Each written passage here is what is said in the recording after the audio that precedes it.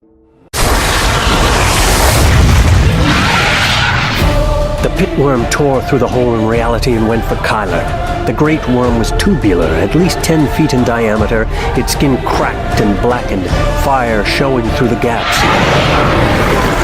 When it lunged, its great bulk heaved forward, and its entire eyeless front opened as it vomited its cone-like mouth. Kyler leapt as each concentric ring snapped out. Each ring was circled with teeth. And when the third ring caught a tree, teeth the size of Kyler's forearm whipped around it into the wood. The pitworm sucked itself forward, its lamprey-like mouth inverting as the ring bit into the wood in turn, shearing a 10-foot section out of the tree trunk before Kyler landed. Instantly, the pitworm lunged again. Again, it went for Kyler. He flipped through the air as the tree the pitworm had cut fell. Kyler grabbed a tree and spun, the Kakari giving him claws enough to sink into the bark and throw him back over the pitworm's back. His sword flashed as he flew over the pitworm, but the blade bounced off the armored skin. There was something white in the corner of Kyler's eye. He dropped to the forest floor and saw it, a tiny white homunculus with wings and a birdmeister's face grinning at Kyler under an enormous nose. It clawed at Kyler's face. Kyler blocked. The homunculus's talons sank smoothly into Kyler's sword. The pitworm lunged again. Its target wasn't Kyler, it was the homunculus. Kyler dropped the sword and flipped once more. He landed on the side of a tree 30 feet up, fingers and toes sinking into the wood. The pitworm slammed into Kyler's sword on the ground, the cone of teeth slapping around the homunculus. Digging deep into the soil as each ring of teeth slapped forward, devouring the white creature and everything around it. The pitworm pulled back, shaking dirt and roots and dead leaves through the air. Satisfied, it began to slide back into whatever hell it had been called from. Then, it shivered. The mountainous mage struck again. By the time Kyler's eyes found the real reason the pitworm had shivered, Lantano Garawashi was halfway through its body.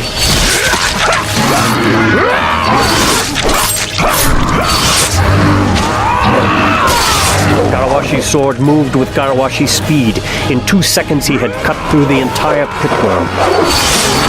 And whatever was controlling it yanked it back into hell.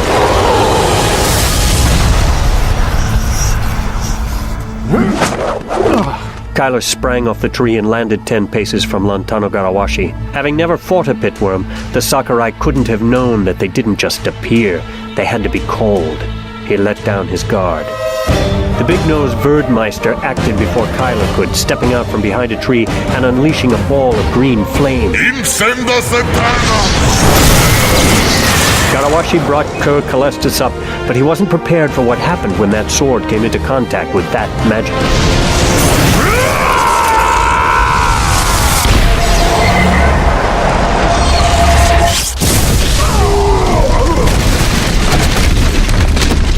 Only Kyler was still standing, shielded from the magical explosion by the Kakari covering his skin. The men fell in all directions, but Kur Kalestis stayed in the center of its own storm. It spun once in the air and stuck in the forest floor. Kyler swept Kur Kalestis into his hand.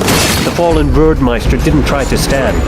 He gathered power, the veer on his arms wriggling in slow motion, their undulations becoming a movement that Kyler could strangely read. The magic would be a gout of flame 3 feet wide and 15 feet long. Before the Birdmeister could release the flame, Kyler ran him through.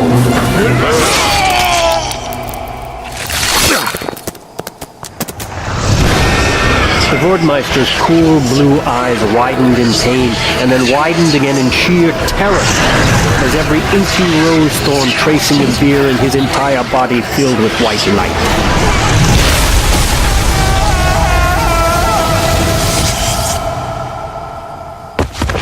The veer was gone without a trace, leaving the dead man's skin the normal pasty hue of a northerner.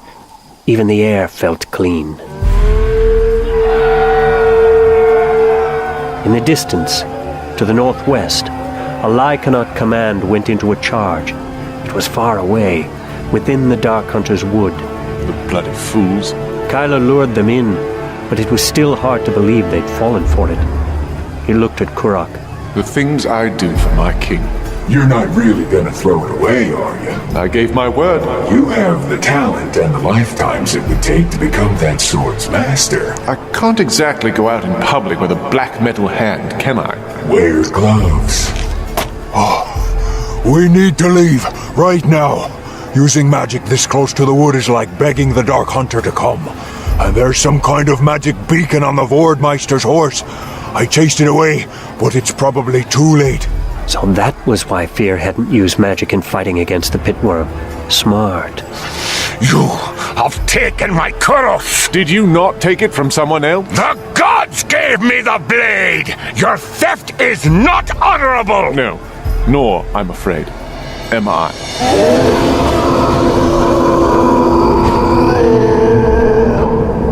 Oh, too late.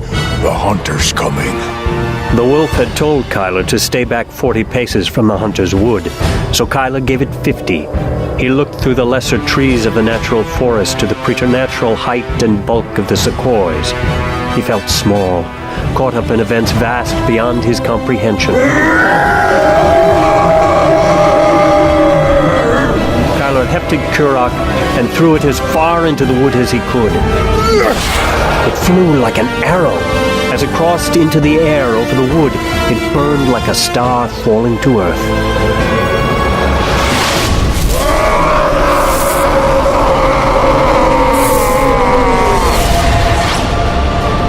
The entire forest began to glow golden. Whatever it was no longer rushing towards him. The three men stood side by side, staring into the wood. Fear thought that he was the only one who was properly terrified. Kyler had distracted the hunter by throwing Kurak into the wood, but there was nothing to stop it from coming back.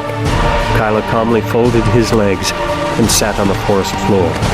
The black skin retreated into the young man. He studied the stump where his metallic right hand had been, barely noticing as the wood's autumnal glow deepened to a bloody red and then began to lighten to green. Magic flashed so intensely, Fear's vision went white.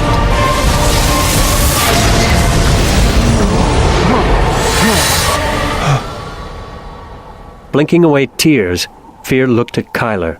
He appeared unchanged. Still half naked, still staring toward the wood. He stood slowly and stretched his arms. Much better. He had both arms. He was whole.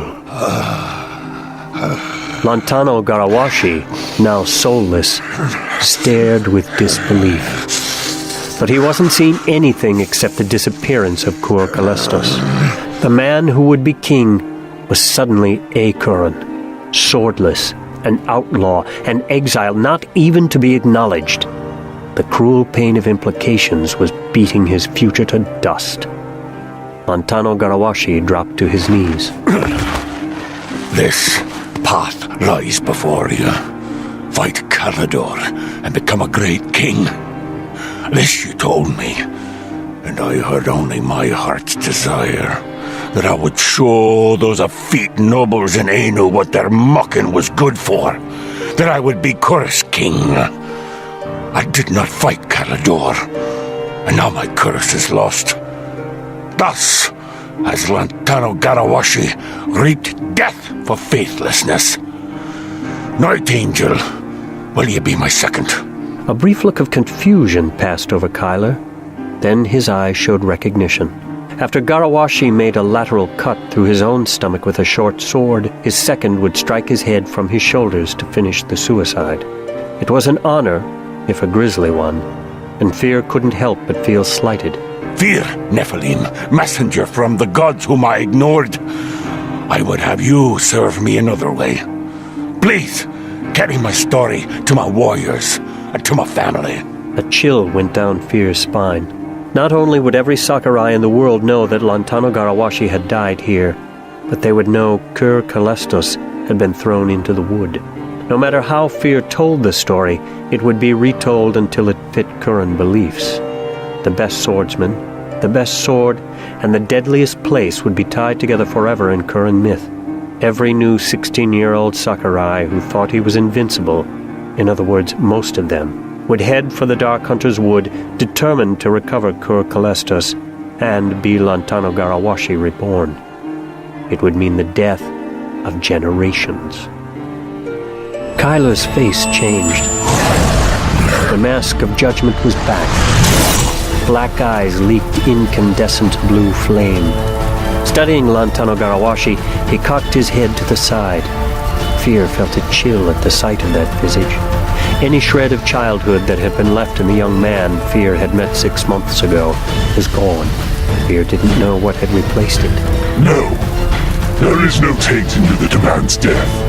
Another Koros will come to you, Lantano Gorowashi. In 5 years, I will meet you at dawn on Midsummer's Day in the High Hall of Yanu. We shall show the world a duel such as it has never seen. This, I swear. The Night Angel slapped the thin blade to his back, where it dissolved into his skin. He bowed to Garawashi and then to Fear, and then he disappeared. You don't understand. Garawashi turned wretched eyes to Fear. Will you be my second? No. Very well, faithless servant. I don't need you. Garawashi drew his short sword, but for once in his life, Fear was quicker than the Sakurai. Give me a few hours. With 5,000 flies in its web, one more may go unnoticed. What are you going to do? I'm going to save you. I'm going to save all your damn stiff-necked, infuriating, magnificent people. I'm probably going to get my damn fool self killed. I'm going to get your sword back. And then, Fear walked into the wood.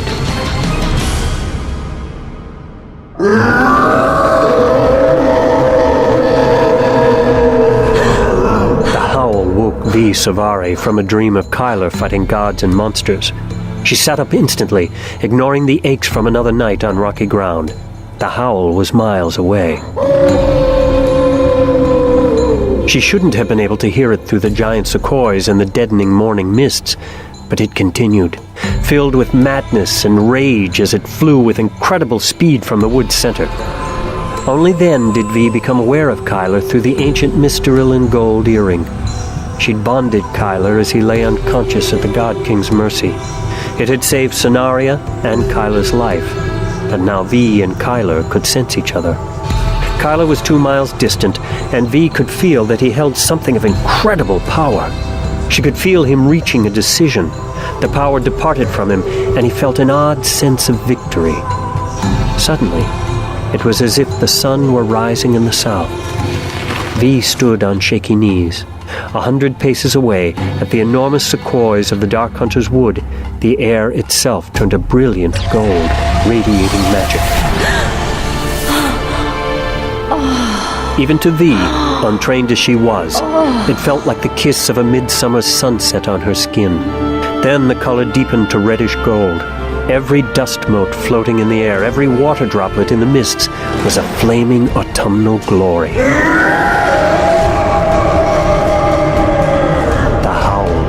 Froze her bones. The sound was moving faster than anything could possibly move.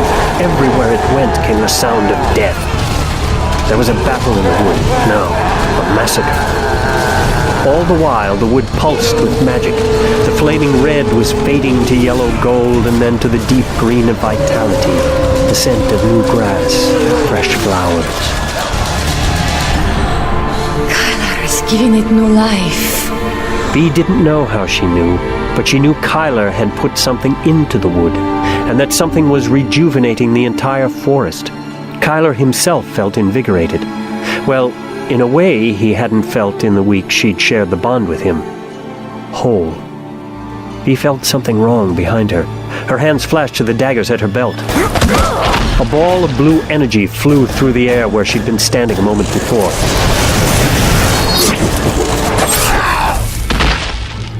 Before her, a man wrapped in dark brown leather put his foot on a corpse's face and wrenched a dagger from its eye.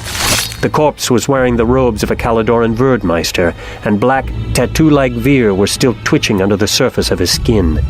V's savior cleaned his dagger and turned. V made no sound. A multitude of cloaks, vests, pocketed shirts, and pouches of all sizes covered the man. All of them horsehide, all tanned the same deep brown, and worn soft from long use. Twin forward-curving Gurkhas were tucked into the back of his belt. An unstrung scrimshaw shortbow was slung over his back, and V could see numerous hilts protruding from his garments. He unlaced a brown mask that concealed all but his eyes and pulled it back around his shoulders. He had an affable face, wry, almond-shaped brown eyes, loose black hair, and broad, flat features with high cheekbones. He could only be a Yomiuri stalker. Stalkers were reputed to be the greatest hunters of all the Yomiuri horse lords. They were said to be invisible in the forests or on the grassy steppes in the east where the Yomiuri lived. They never shot prey that wasn't running or on the wing, and they were all talented. In other words, they were grassland wet boys. Unlike wet boys, they didn't kill for pay, but for honor. The stalker folded his hands behind his back and bowed. I am Dever Muhammad Ko Brumezi Wakazari. You may hearken. Call, yes, call me Devi. You are V, yes? V rose, swallowing. This man had snuck up on her, a wet boy, and thrown her to the ground easily, and now he stood smiling and friendly. It was as unnerving as having a blue ball of death pass inches from her face. Come. This place is safe no more. I will escort you. What are you talking about? Magic calls to, asks to, hearkens to. The demon of the wood beckons. That beckon means death. That call. Magic called the hunter. The Verdmeister had used magic, and V was talented. The hunter might be coming. The stalker frowned. These would give me difficulties. Too many meaning. Where are you taking me? And do I have any choice? To Chantry, you wish to go? Yes, please. Then come. The demon hunts. It's best to leave.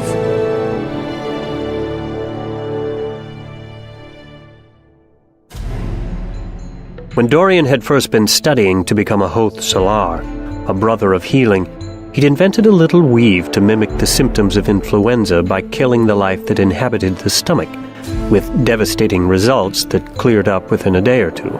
Several times, to Solon's and Fear's vast amusement, Dorian had used it for other than scholarly reasons.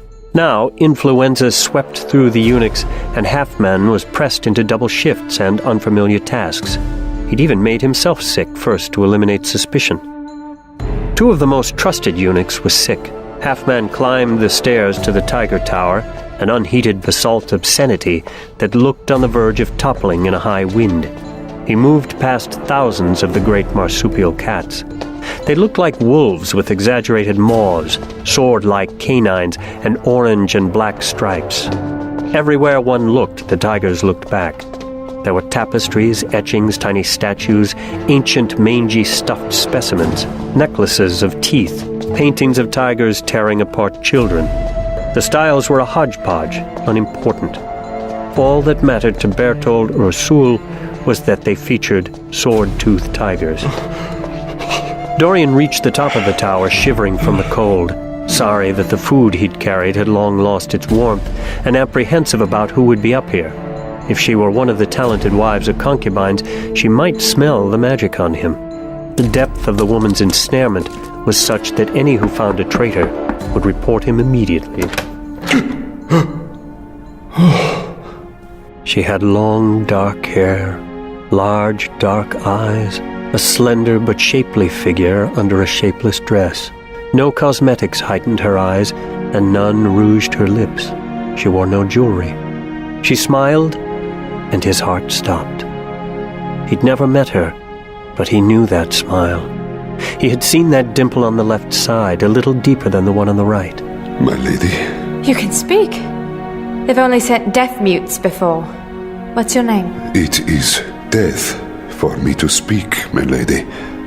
And yet, how afraid of them are you? I'm always afraid here. I don't believe I will betray you, but if they torture me, that isn't much to give, is it?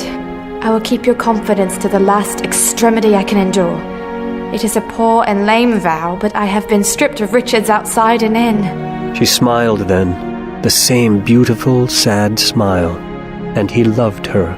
May the God who saved him have mercy. He couldn't believe it was happening so fast. He'd never believed in instant love. Such a thing could surely only be infatuation or lust, and he couldn't deny that he felt both. But at seeing her, he had an odd feeling of meeting an old friend. His Modaini friend, Antoninus Wervel, said such things happened when those who had known each other in past lives met. Dorian didn't believe that. Perhaps, instead, it was his visions.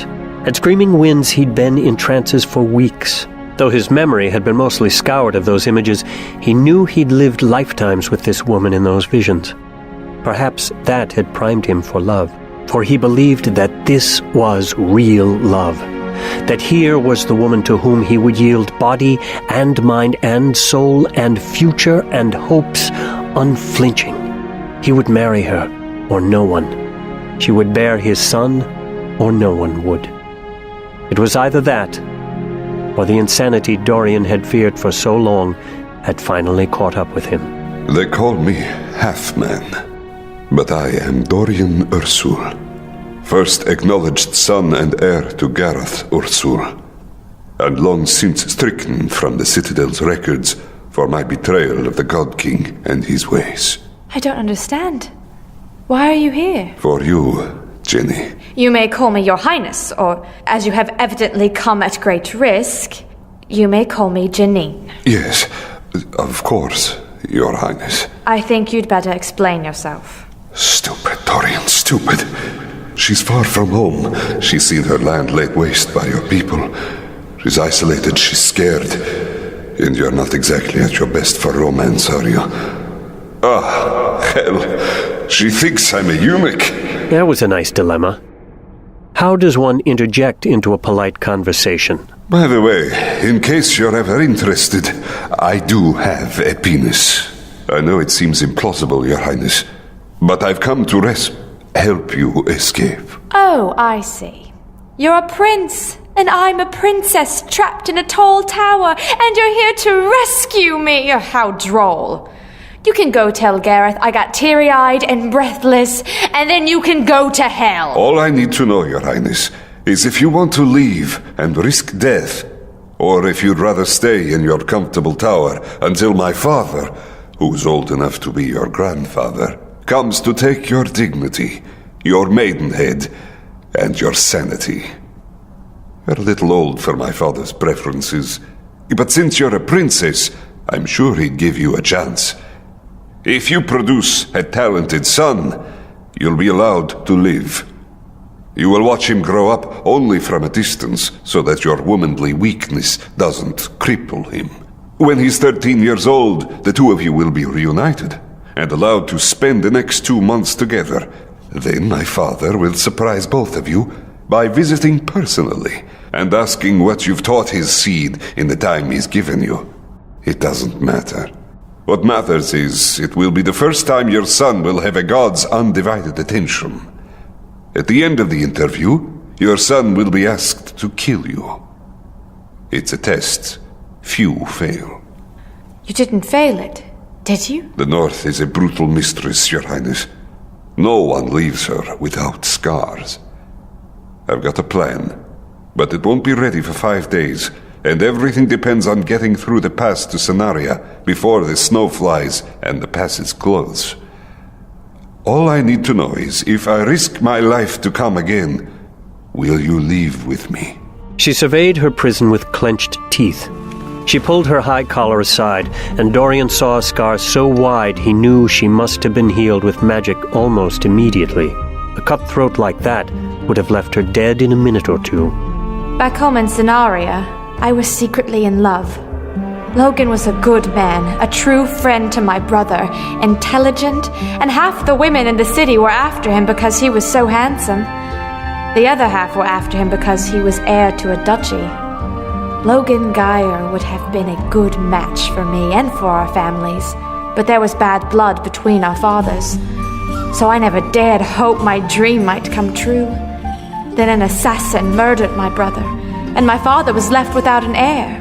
He thought that if he made Logan his heir, it would forestall attempts on his own life. So Logan and I were married. 2 hours later, Caledorans murdered my entire family to eliminate the heirs to the throne. But a witch named Nef-Dada thought I was too pretty to throw away. So he cut my throat in front of my husband and healed me afterward. Logan they killed later after subjecting him to gods know what tortures. These people have taken everything I love. I'll be ready. Dorian picked up her bread knife. With his talent, he elongated it and gave it 2 edges while she watched. There's an earthling named Tavi. He's fearless, while the God King's still in Scenaria. He may come to dishonor you. If he does, my advice is to only use this if you have the perfect opportunity. Otherwise, don't throw away your life. The look in her eyes told him if Tavi came, Janine would try to kill him. Failing that, she turned the knife on herself. And yet Dorian gave her the knife, knowing she deserved the choice. Now, perhaps we can speak of lighter things. Sorry that your food is cold. The hike up the damsel in distress's tower is a long one. You really are a witch, aren't you? Not now. That magic is evil. I left it long ago and trained with the Magi. Could you use your magic to bring me warm food? If I could manage a disguise that convinced your berserker I'm a eunuch, I think I can warm your food. Here. And he warmed her gruel right then, hoping his "I do have a penis" was subtle enough. She cocked an eyebrow at him. Here I was thinking that if I'd been in an enchanted sleep and my prince needed to awaken me, I'd have been out of luck. In the books I've read, he wakes her with a kiss. You've been reading the wrong books. They spoke for hours. For the next 4 days, Dorian warmed the princess's meals, and the princess warmed to him. She was still devastated by the loss of her family, and her kingdom, and her husband, but his presence gave her hope. He saw the beautiful, sunny girl she had been emerge, and he saw evidence of the decisive, shrewd, charismatic woman she would become.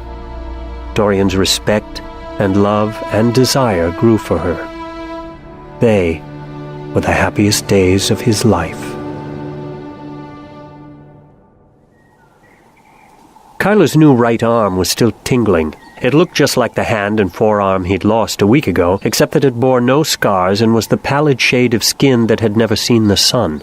The wolf had thoughtfully given him a swordsman's calluses, but the rest of his skin was highly sensitive. The slightest breath of wind sent waves of sensation. The skin was hairless, but the nails were grown in and perfectly trimmed. The little finger that Kyler had broken as guild rat, and that would never fully straighten before, was now flawless. The wolf takes pride in his work. It's better than the hand I lost. Kyler found his destrier waiting in the woods where he'd left it. The tribe carried him like he weighed nothing, and it ate leagues for breakfast. But though he hated to admit it, the destrier intimidated him. Kyler was no horseman, and they both knew it. This morning, Tribe didn't give any trouble as Kyler approached him carefully, absorbing the Kakari back into his skin before he came within sight. As usual, Kyler had only worn underclothes beneath the Kakari's skin. The Kakari could go over his clothes, but then the Night Angel looked lumpy, not exactly fear-inspiring. Tribe stared at him, making Kyler feel strangely self-conscious. Oh, son of a... His underclothes had a huge hole right over the crotch. No wonder it was breezy. Why do you do that? Do what? Eat my clothes! I am the devourer. You could leave my clothes alone, and my swords. Some people like short swords. People like swords with edges. Good point. Stop devouring my stuff. Understood? No, especially not when you ignore my puns. It wasn't a request. I understand. I won't obey. Kyler was stricken silent. He grabbed worsted trousers, tunic, and his spare underclothes from the saddlebag and started to dress. He was stuck with this Kakari for how long? Oh, right. Forever. You really don't understand this. You, a man of flesh and blood and spirit, could not remain a mild-mannered herbalist for 2 months. But you expect me, A blend of metals and magic artificially infused with some small measure of intelligence and personality to change my nature. As for the dull swords, I wasn't the one who sold Retribution, was I? Kylo hadn't thought of that. Retribution's blade stayed perfect, despite having been covered with a Kakari for years, and he'd sold it for nothing. No. He'd sold it to show Aline how much she meant to him. The thought of her made him ache all over again. Now he'd fulfilled his vow to the wolf. Now, finally, he could find Aline and make things right. Or at least more right. He reached up and touched the seamless earring in his left ear that chained him to V. Savari, who now was only miles away, heading east and north toward Forgland's Pass. Why is V going to the Chantry? Kylo pushed it out of his mind. That bitch was the last thing he wanted to think about. A small measure of intelligence and personality, eh? Fuck you! Besides, I have changed. I believe you. Kylo spun, slashing. The man was tall like a hero of legend, his armor enameled white plate with a polished mail cloth that flowed around his shoulders in a cascade of steel. His helmet was tucked under his arm, and his face was gaunt, blue eyes bright. Kylo stopped the blade mere inches from Logan Geyer's neck. Logan smiled. Kylo faltered. Abruptly, he sheathed his sword and dropped to a knee. Your Majesty. Stand up and hug me, you little puke. Kylo hugged him and saw Logan's bodyguards, half a dozen of Agon's scruffy dogs, led by a beautiful woman with, of all things, a shiny garter on her arm. They were all staring at him suspiciously. Kylo upbraided himself for letting no less than 8 people get so close before he noticed them. He was slipping. But then Kylo let his self-recriminations go as he felt his friend's embrace. Logan's months in the hole had left too many sharp planes on his face and body for him to be handsome again yet, and feeling his slimness as he hugged Kylo was alarming. But there was an aura of rallying strength about him.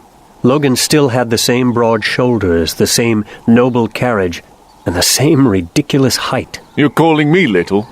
I probably outweigh you now. Smallest ogre I've ever seen. You look good too. Except, have you been sunning with one glove on? Logan waved a hand absently. The bodyguards withdrew. I hacked the old arm off. Had to get a new one. Another story you're not going to tell me? You wouldn't believe me if I did. Try me. I just did. What is it with you and the lies? You want to know why I lied to you for 10 years? You were spying on me. I thought you were my friend. You pampered little fuck. When you were worrying about being embarrassed by the nude statue in the entry of your mansion, I was sleeping in sewers, literally, because that's the only way a guild rat can stay warm enough on a freezing night to stay alive. When you were worrying about acne, I was worrying about the rapist who ran my guild and wanted to kill me. So, yes, I apprenticed to a wet boy to get out. Yes, I lied to you.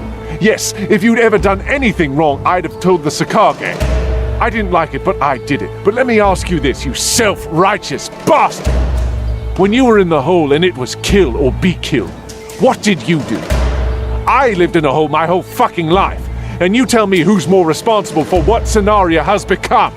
My father, who was too weak to raise a child, or yours, who was too weak to become a king? To take the throne, my father would have had to murder the children of the woman he loved. And how many children died because he didn't? That's the burden of leadership. Making the choice when none of the choices are good.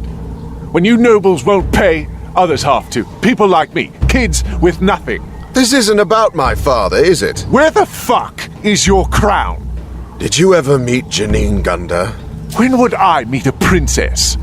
You'd think I'd be over it. Honestly, I'd always assumed that a girl as beautiful and as happy as she was had to be stupid. What an arsehole I was. Kyla, have you ever looked into a woman's eyes and found that she made you want to be strong and good and true? Protective, fierce, noble. Finding Janine was finding something better than I ever dared to dream. Kylo didn't want to hear it. It reminded him of Aline, and if he thought about Aline, his anger would die. I was supposed to go from that to Tara Grayson? I couldn't. Not for a crown, not for anything. But I saw everyone on the battlefield bowing to you. I'd given my troth. Oh, come on! I did what I thought was right. Kyler looked at Logan as he hadn't looked at him even when he'd rescued him from the hole. Then he had only been able to see the physical wounds. Now he saw more. There was the gravitas of pain deep in Logan's eyes. You do it again. I'm already having my doubts. No, you're not. Yes, I am. But yes, I do it again. This is who I am. Logan had never been more royal. Let me see him. Kyler put his hand on his friend's arm and saw Logan, through his own eyes, less handsome, but fierce, primal in the filth of the hole, tearing raw flesh from a human leg with his teeth, weeping. There he was, hating the holers, sinking into the filth, becoming a holer in his own eyes. There he was, deciding over the hard knot of hunger that gnawed him day and night, that he would share his next meal, lest he abandon being human altogether. There he was, handing out food and hating those who accepted, but doing it. That small core of nobility became the most important possession Logan had, and he would pay any price for it.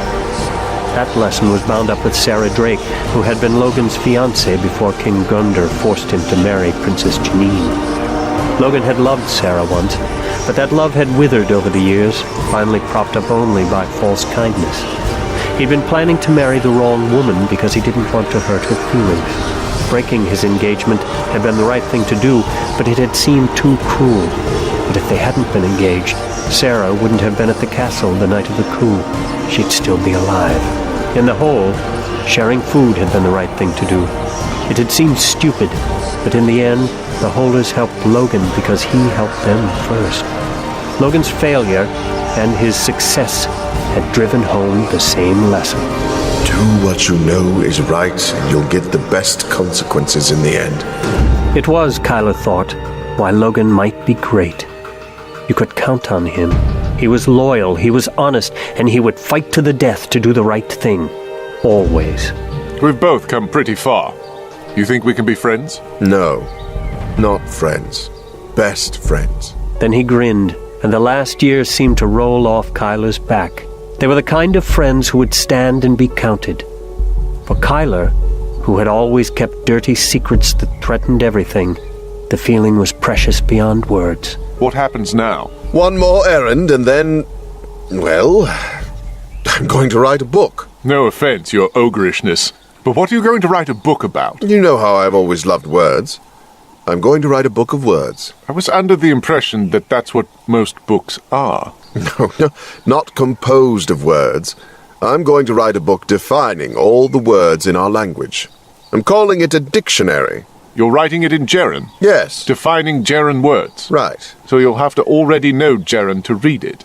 You make it sound stupid. How about that? The idea of Logan's commanding form sequestered in a candlelit study, squinting at manuscripts, was funny, except that Logan thought he was serious. Logan was scholarly, but he was no scholar. He was born to lead. This book idea was a pretense to shield him from seeing Tara's mistakes and from his own impulses to do something about them. Minutes ago, Kyler had thought he was done. He'd kept his oath to the wolf. He thought that now he'd be free to go make things right with Aline. But now, Tara Grayson was queen. She probably had a contract out on Logan already. The best way to cancel a contract was to cancel the contract taker. And Tara Grayson deserved canceling. One more kill, and I can change a country. With Logan as king, things can be different. There won't have to be guilds or guild rats anymore. Aline was still safe in Wadron. He could do this in a week and be on his way. What army? What do you mean, what army? You have that look in your eye. Those Caledorans aren't Caledorans. The Lycanaut have been wiped out, and we need to get to Snarri before the Koran army does. The Koran what? What?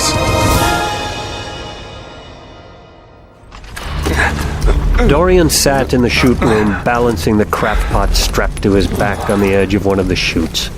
This was the last pot of the day, and Dorian was sore, exhausted, and grumpy. And he got to spend most of every day in the company of beautiful women. The shoot room slave spent every day in this foul room. directing the slaves who brought in all of the Citadel's human waste and maintaining the sewage chutes. And he was the happiest slave Dorian had ever met. Dorian still gagged every time he opened the door. How the hell could Tabi be chipper? Aching, Dorian stretched his back as he waited for Tabi to finish with the slave from the guards' quarters. Tabi pulled 2 levers, waited for a few moments, and then pulled a chain. Then the man untied the top rope on his pack, and Tabi tipped the pot over, sloshing the contents down the chute. After he finished, Tabi walked over to Dorian. This is your last run? Yes, He lost his balance, and the weight of the crap pot yanked him back toward the open maw of a chute. Tabi threw himself against Dorian's knees. For several moments it was agony as the weight of the pot pulled against the sinews of his legs and stomach, trying to pull him into oblivion or rip him in half. But as the open-topped pot released its contents down the chute, the pain faded.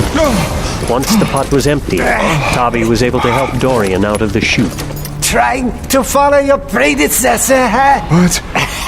Why do you figure they needed another eunuch? Last harem carrier did what you just did. Only I wasn't so fast that day. Shit. Funny thing is, he didn't die from the ride. They killed him. What do you mean? Where does this chute go anyway? Where does this shit go anyway? Down to the mines. Nearly drops on the heads of them sorry bastards. As soon as Ari fell in the chute, I routed him to one of the safe ones. Would have saved his life if he had sense. Safe ones? You don't know shit, do you? Tabi punched Dorian in the arm. Good one, eh? Funny. I didn't see that one coming, did ya? No, didn't see that coming. Oh, I got a million of them. I bet. If there ever was a man who deserved his slavery, I've met him. Why are some chutes safe? These chutes here hundreds of years. First, there was only one chute. At first, it was a couple of 100-foot drop from the bottom of the chute to the bottom of the chasm. Well, after a couple 100 years with 20,000 folks shooting shit down it, there was no drop at all. Good old Patty Berthold got real nervous. Thought an army of the pit slaves themselves might climb up the chute and attack the citadel from within. So he built this.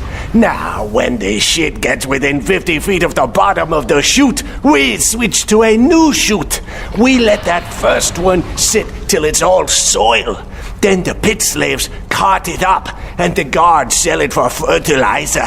Course, I got to use all the chutes at least once a day so they don't rust up, and so the pit slaves can't tell where the soil is firm under a few inches of crap, and where the soup is deep enough to drown in. When Ari went down, I switched up the chutes so he'd have a chance. How fast can you do that? No. Tabi pulled the 3rd and the 8th lever and pulled the last chain. It took him about 3 seconds. Dorian fixed the positions in his mind. What happened to him? He gave some shit to one of the meisters down there. Can't say I blame him after what he'd been through. Sounds like he had a shitty day. Uh-huh. 2 meisters guard the pit slaves. It don't make them happy. They don't take no shit. They turned Ari inside out. Tabi shook his head, somber.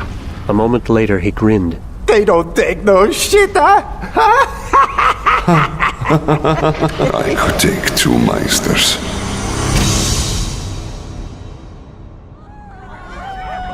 When Dorian returned from emptying the crap pots, the concubines were in an uproar. Dorian had never heard anything like it. He set the crap pot down and stared at Hopper. It's the God King. We just got news. He's dead. Dorian's heart stopped. My father's dead. He wandered into the great room of the harem in a daze. Nearly 200 women were gathered in the cold marble luxury of the place. They were tearing their clothes, ripping out their hair, beating their naked breasts, scratching bloody furrows in alabaster skin. Black tears rolled from their cold eyes. Some had flung themselves on the floor, weeping uncontrollably. Others had fainted. In grief, as in love and in drink, Dorian's people were extravagant. But these women's tears were not for show. They had all lived in awe and terror of the God King, and few of them would have dared love him. None of his favorite concubines were here. No one would report who had wept and who had not. But His Holiness had been the center around which their lives revolved. Without that center, everything collapsed. They would be compelled to throw themselves on Gareth's pyre, to accompany him into the afterlife and be his slaves forever. And Gareth had always liked his women young. The other implications of Gareth's death pounded Dorian a moment later. The God King had left no clear heir, and whichever eighthling succeeded him would certainly kill off the others. If the concubines knew of Gareth's death, the eightlings would soon, if they didn't already. Janine! Dorian burst into the eunuch's room where he'd left Hopper. Get them all out of here. Start with the virgins. What? Hide them in my room. At least one of the eightlings will try to seize the God King's harem as a declaration that he should be the next God King. Or the guards may go crazy. You can't hide all of them. But at least the virgins will have a chance to be claimed by the next God King. If they get raped, they'll die with the others. Done. Dorian ran up the Tiger Tower. The dreads guarding at the base of the tower were gone, and his heart dropped. He sprinted up the steps 3 at a time. Or I hurt you and then you come. All right. The latch had been melted off the door. The fucker. It was Tavi, come to violate Janine. Dorian kicked open the door just in time to see Janine pull out the dagger he'd given her and bury it in a young man's chest. His veer rose to the surface of his skin instantaneously. A white ball the size of a fist slammed into Janine's chest. Tavi didn't have time to move before Dorian's flame missiles hit him.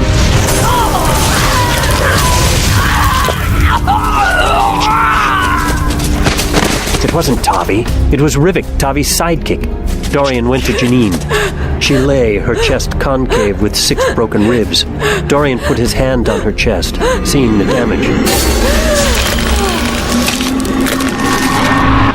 And in moments, Dorian was done. You came. I'll always come for you. I feel perfect.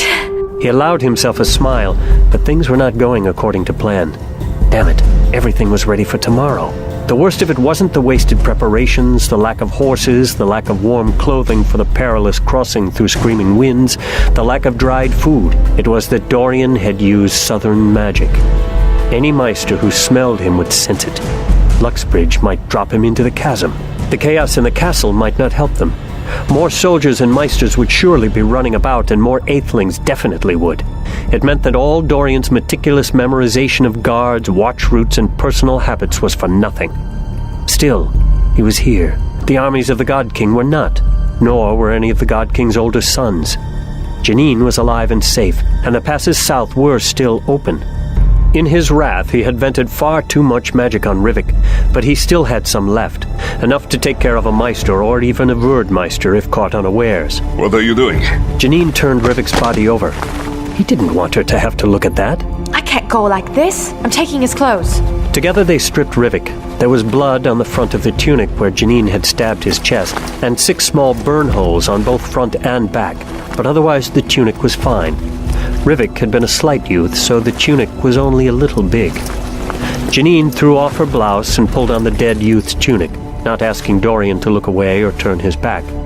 He stared at her slack-jawed, frozen, then looked away, embarrassed, then wondered why he was embarrassed and she was not, and looked again and looked away. He was twice her age. She was beautiful. She was brazen. She was being perfectly sensible. They didn't have time to be coy. Hand me the trousers, would you? The color in her cheeks told him it was a bluff, so he matched brazenness for brazenness and watched her as she pulled off her skirt. She snatched the trousers from his hands. If you don't watch it, half-man, you're going to be considerably more than half a... Then her eyes went past Dorian to the body behind him. Her jest died, and her high color drained away. Let's get out of here. I hate this place. I hate this whole country. Janine finished dressing in silence and pulled on the fluffy hat Dorian had frequently worn to cover his own face as much as possible, piling her long hair on top of her head in a bundle. In the end, it was a poor disguise, not because of the clothes, but because Janine didn't walk like a man and couldn't learn in the few moments Dorian was willing to spare trying to teach her. But if she didn't look like a man, she didn't look like a princess either. They'd just have to hope everyone was distracted.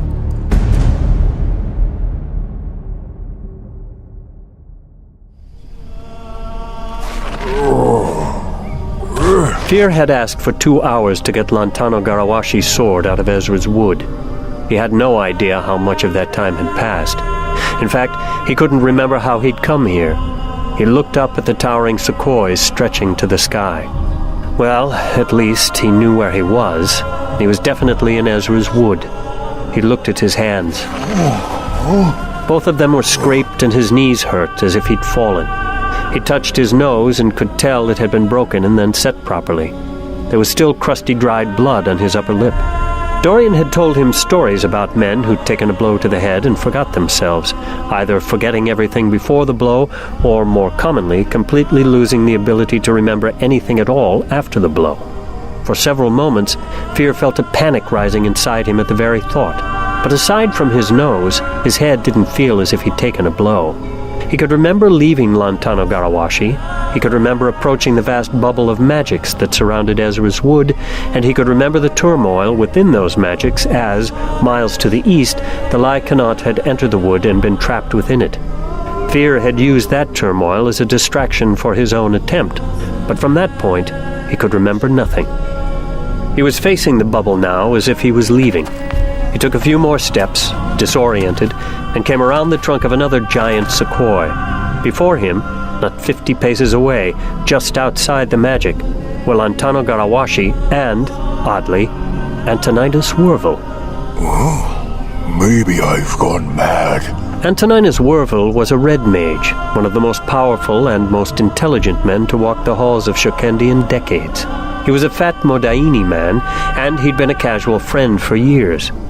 To see him sitting awkwardly cross-legged behind Lantano Garawashi, who sat as gracefully as he did everything, was surreal. Then the men saw Fear and both rose. Antoninus called something out, but though he was only 40 paces away now, Fear couldn't hear him. Fear walked straight to the wall of magic. Whatever clever magic he'd used to get into the wood, it obviously hadn't been clever enough. He was alive only by the forbearance of whatever it was that lived here. So Fear walked straight through the magic. It slid around him, and for a moment he could swear something in the wood felt amused. Then he was out. What are you doing here? You escaped the wood, something no mage has done in 7 centuries, and you ask what I'm doing? Do you have my sword? Fear was carrying a pack strapped to his back that he hadn't been carrying when he entered the wood. Him first. I came with a delegation from Shokendi to recover Korak. After the Battle of Pavil's Grove, the delegation turned back. They were certain that if Korak had been present in such a desperate battle with so many Magi and Meisters present, that someone would have tried to use it. No one did, so they decided to backtrack and follow other leads. The truth is, I don't think Lord Lucius trusts everyone in our delegation. He and I don't care for each other. But he knows where my loyalties lie, so he released me. So, now it's your turn, Fear. Did you recover Kur Kalestos? The Modaini was too damn smart. Fear could tell that the man had put together Fear, who'd held one nearly mythical sword, with the appearance of another nearly mythical sword and found no coincidence. Fear opened the pack. There was a note inside with directions and instructions, written awkwardly, as if the hand writing it had been writing in an unfamiliar language. Fear read it quickly and remembered bits and pieces of what had happened in the wood. Setting the note aside, he pulled a hilt out of his pack. A hilt only, with no sword. It was a perfect replica of the one on Kur Kalestos, and it would fit Lantano Garawashi's sheath perfectly. As long as the Sakurai didn't draw his sword, no one would ever know. What is this? It's 3 months. What? That's the time I need. I'm a maker, Garawashi, and I received instructions in the wood, a prophecy left by Ezra himself centuries ago. If you prefer death, I will be your second. But if you want to live, take this hilt. Antoninus and I will go to Black Barrow and do things no one has done since Ezra's time. I will make Kur Kalestos for you by spring.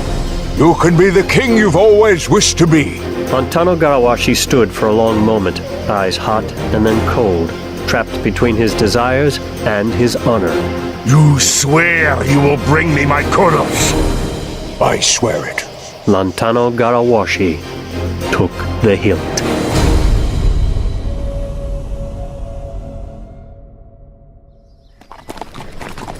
Logan and Kyler rode at the head of Logan's column of 500 horsemen and 900 footmen. Logan's bodyguards rode 10 paces back, giving them privacy. The sharpened-toothed simpleton Nasher rode in his usual spot beside Logan, but he didn't care what they might say. He just liked to be close. Kyler unrolled a worn letter. What you got? Kyler gave him an inscrutable look, shrugged, and handed it to him. Hey, I thought it was my last one, too. He said I got one more for old time's sake. He might even have been telling the truth. Be careful who you love. Don't follow prophecies. Don't let them use you to bring the High King. Your secret is your most important possession. You're more important than I ever was, kid. Maybe for all those years I was just holding it for you. Make no deals with the wolf. I assume this all means something to you? Not all of it. Who's the wolf? Someone I made a deal with right before I found that letter. Ouch. And the High King? That was the part I was hoping you could help me with. Well, there was a High King who held Scenaria and several other countries maybe 400 years ago, but Scenaria's been held by lots of different countries in the last 1,000 years. Sounds like an Ursul thing. They're the only ones in Mid-Kiru in a position to rule over other kings. I guess they're dredging up a prophecy to give themselves legitimacy. Is the secret what I think it is? Here we are. They had circled Ezra's wood, looking for signs of the Lycanaught. Kyler said it was something Logan needed to see for himself. 50 paces away, Logan saw a wall of dead men. Hundreds of them pressed against an invisible barrier, trying to escape the forest. In places, bodies were piled 20 feet deep as men had clambered over the dead, hoping to reach the top of the invisible wall. There was no movement. No one was merely injured. Everybody had been mangled, torn with sharp claws that must have had godlike strength. Helmets had been crushed flat, heads were simply missing, swords had been snapped like twigs, even the horses were dead, heads torn off, sinews ripped through the skin, some muscles snapped instead of torn. For as far as the eye could see into the sequoias, there was only devastation. And as far as the eye could see west and east, Lycanaught were pressed against an invisible wall. They tested every place they could before dying, and found it everywhere impregnable. Gore still drained from the bodies, gliding against the wall like glass. But strangely, there was no smell. The magic sealed in even the air. The villagers of Taurus Bend say someone tries to go into the wood every generation. It happens so much that their term for suicide is walking into the wood. Logan turned. Kyler's eyes were hollow, stricken. I did this. I lured them here so they'd fall into the Kurin's trap instead of you. These souls are on my tab. Our scouts heard the fighting. That's why we held back. What you did here saved 1,400 lives. At the cost of 5,000. And maybe saved Scenaria. It wasn't making a dent. Captain, bring the men forward in groups. I want everyone to see this. I don't want any Scenarian to ever make the mistake we almost did. Caldrosa Wind saluted, obviously glad to be given a duty to take her away from the massacre. Kyler, I know you think you're a bad man, but I've never seen anyone who will go to the lengths you will to do what you've decided is right. You are an amazingly moral man, and I trust you, and you're my best friend. Logan looked steadily at Kyler to let him read the truth. Kyler gave a sarcastic, you can't be serious grimace that slowly melted. The tension left his face as the truth sank in. Logan meant every word. Kyler blinked suddenly, once, twice, and then looked away. Oh, my friend. What have you gone through that being called moral nearly makes you weep? Or was it being called friend? Logan had been isolated for months in the hole and found it hell. Kyler had been isolated for his entire life. But not stupid either, are you? Kyler flashed that old mischievous grin, and Logan loved him fiercely. But you were a wet boy, Kyler. And now you're something even more dangerous. I can't claim that I know what you might do to Terra. Do you really trust me? Yes. Then this conversation is finished.